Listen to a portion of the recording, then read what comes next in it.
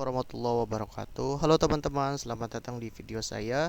Perkenalkan, nama saya Azam Syafiq Ramadan dengan NIM 1513 6024.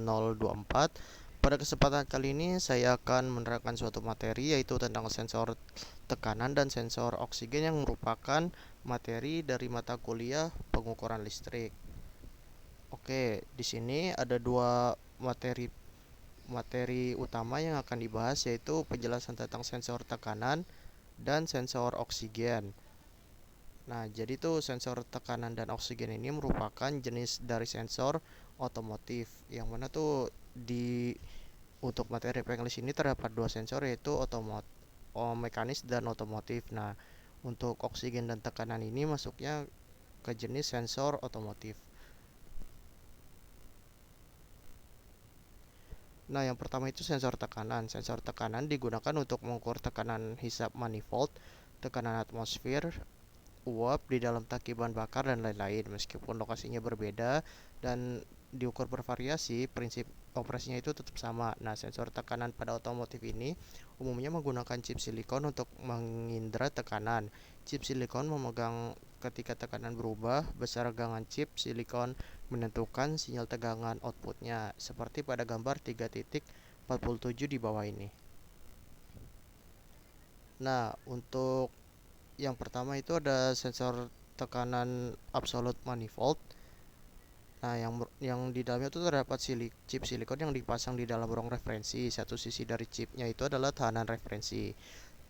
Tekanan referensi ini adalah tekanan vakum sempurna atau tekanan yang dikalibrasi tergantung pada aplikasi. Sisi lain dari chipnya itu merupakan tekanan yang akan diukur. Chip silikon berubah hambatannya dengan adanya perubahan tekanan. Ketika chip silikon meregang dengan adanya perubahan tekanan, hambatan listrik dari chipnya itu berubah. Perubahan dalam hambatan mengubah sinyal tegangan. ECM menafsirkan sinyal tegangan sebagai tekanan, dan setiap perubahan dalam sinyal tegangan berarti terdapat perubahan tekanan. Nah, tekanan manifold hisap berhubungan langsung dengan bahan mesin. ECM perlu mengetahui tekanan manifold hisap untuk menghitung seberapa banyak bahan bakar yang harus diinjeksikan, kapan harus menyalakan silinder dan fungsi lainnya. Sensor MAP ditempatkan secara langsung pada intake manifold dan atau dihubungkan ke manifold hisap dengan selang vakum. Sensor MAP pada gambar 3.48 menggunakan kevakuman sebagai tekanan referensi. Beda tekanan antara tekanan vakum dan tekanan manifold hisap mengubah tegangan sinyal.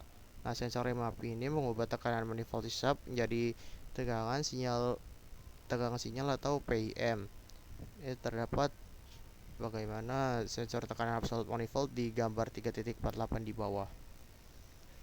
Nah, sinyal tegangan sensor MAP tertinggi saat tekanan manifold hisap tertinggi, yaitu pada kunci kotak on, mesin mati, atau ketika throttle dibuka tiba-tiba. Sinyal tegangan sensor MAP terendah ini ketika tekanan hisap terendah perlambatan atau deselerasi dengan throttle ditutup. ECM mengukur sinyal tegangan pada terminal PIM pada gambar 3.49. Sensor menerima tegangan 5 volt dari ECM pada terminal VC. Ground untuk sensor melalui kabel ground ke ECM, yaitu biasanya ke terminal E2. Sinyal tegangan di terminal PIM adalah 5 volt jika PIM tidak terhubung. Nah, untuk selanjutnya ada sensor tekanan barometrik yang disebut tuh dengan kompresor ketinggian atau High Altitude Compensator atau HAC, menggunakan tegangan atmosfer yang terdapat pada gambar 3.50. Tekanan atmosfer bervariasi terhadap cuaca dan ketinggian. Pada elevasi yang lebih tinggi, udara kurang padat sehingga memiliki tekanan yang lebih rendah. Selain itu, cuacanya itu mengubah tekanan udara. Sensor ini beroperasi mirip sensor MAP, kecuali yang diukur adalah tekanan atmosfer. Nah, yang selanjutnya itu ada sensor oksigen. HM ini menggunakan sensor oksigen untuk menjamin rasio udara atau bahan bakarnya sudah tepat untuk catalytic converter. Berdasarkan pada sinyal sensor oksigen, HM akan menyesuaikan jumlah bahan bakar yang diinjeksikan ke dalam arus udara masukan.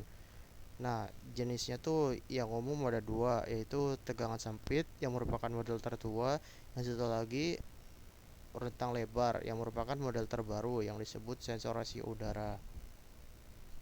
Nah, sensor oksigen ini terbuat dari zirkonia atau zirkonium dioksida, elektron platinum, dan pemanas yang terdapat pada gambar 3.55. Sensor oksigen menghasilkan sinyal tegangan berdasarkan pada jumlah oksigen di dalam gas buang yang dibandingkan terhadap oksigen atmosferik.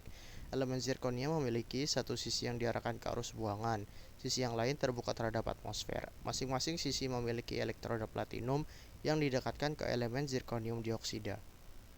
Nah, elektroplatinum ini menghantarkan tegangan yang dihasilkan kontaminasi atau korosi pada elektroda platinum atau elemen zirkonia yang mengurangi sinyal tegangan output. Pada konsentrasi oksigen pada gas buang tinggi, tegangan keluaran oksigen sensor rendah. Ketika konsentrasi oksigen pada gas buang rendah, tegangan keluaran oksigen sensor tinggi. Semakin besar perbedaan konsentrasi oksigen antara gas arus buang dan oksigen atmosferik, semakin tinggi pula tegangan sinyal. Dari konsentrasi oksigen, ECM dapat menentukan apakah rasio udara atau bahan bakar miskin atau kaya dan mengatur campuran bakar yang sesuai.